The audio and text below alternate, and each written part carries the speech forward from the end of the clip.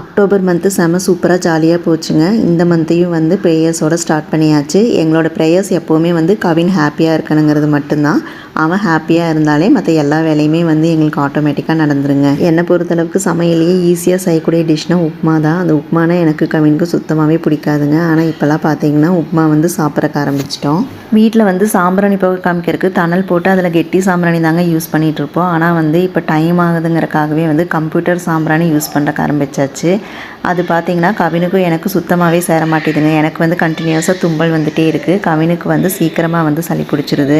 ரொம்ப நாள் கழிச்சு இன்றைக்கி தாங்க தணல் போட்டு சாம்பிராணி யூஸ் பண்ணேன். செம சூப்பராக இருந்துச்சுங்க. அதோட ஸ்மெல் பார்த்திங்கன்னா நைட்டு வரைக்கும் வீட்டுக்குள்ளே வந்து அடிச்சுட்டே இருந்துச்சு.